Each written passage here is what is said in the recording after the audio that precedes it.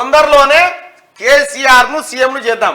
మళ్ళీ రారాయన ఒక్క 2 నిమిషాలు రాలి, మీరే చెప్పాలి ఇక. మళ్ళీ చేద్దాం అంటున్నాడు. ఇగో కేటీ రామారావు ఏమంటున్నాడంటే తొందరలోనే కేసీఆర్ ను మళ్ళీ సీఎం చేస్తారట. సీఎం అయితే దొంగ, అంతేనా? దొంగ. కేటీ రామారావు చెప్తున్నాడు వాళ్ళ నాయనని మళ్ళీ దొంగ, అయ్యే దొంగ. కేసీఆర్ కేటీఆర్ ఇద్దరు మళ్ళీ సీఎం కావాలని కోరుకుంటారా మీరు? కవిత మేడం జైలుకోవాలి. ఇప్పుడు మేము 15 ఏళ్ల నుండి మేము అనుభవిస్తున్నాము. ఇక ఇప్పుడు వీటిలో మళ్ళీ పోయిందంటే మళ్ళీ ఒక తరం పోయినట్టే సార్. నా కొడుకులు కూడా మళ్ళీ ఇదే మనం మేము రామారావు చెప్తున్నాడు చదువురే తొందరలో కేసీఆర్ సీఎం చేద్దాం. బీఆర్ఎస్ వర్కింగ్ ప్రెసిడెంట్ కేటీఆర్ చేద్దాం అంటుండే. ఎవడన్నా కోరుకుంటుండా? ఒక్కరు కూడా కేసీఆర్ సీఎం కావాలని ఎవరన్నా కోరుకుంటారా?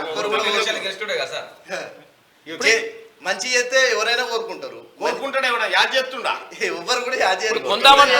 జెండాల వీకేజీ రేడియానికి పోటలు వలగొడుతున్నారు, అన్ని తీసేస్తున్నారు, ఆ చిల్ల పొలాలు వలగొడుతున్నారు రోడ్ల మీద. ఏం కనబడతలేదు, మొత్తం పోయినాయి అన్ని.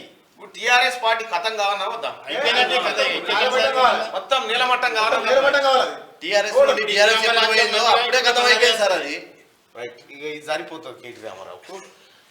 ఇగో కేటీ రామారావు తొందరలోనే కేసీఆర్ సీఎం చేద్దామంటే నీ ఇంట్లో పీనుగెళ్ళ నాకు వద్దురా, నీ ముఖ్యమంత్రి కోరుకోవాలి వద్దు, మీ ఇంచోళ్ళే వద్దని చెప్తా ఉన్నారు. మీ టిఆర్ఎస్ పార్టీ ఉండొద్దట చెప్తున్నారు జనమే.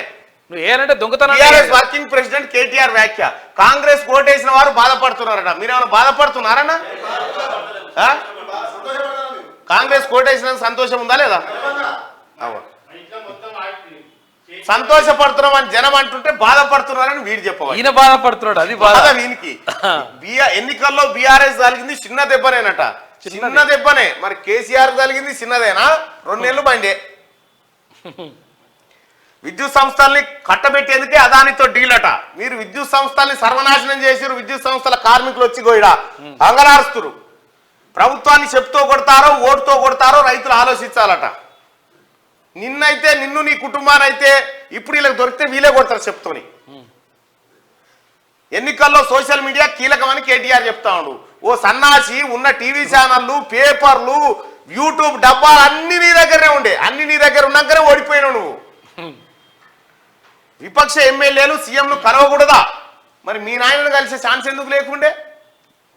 గీలనేందుకో కలవని చెప్పొద్దు.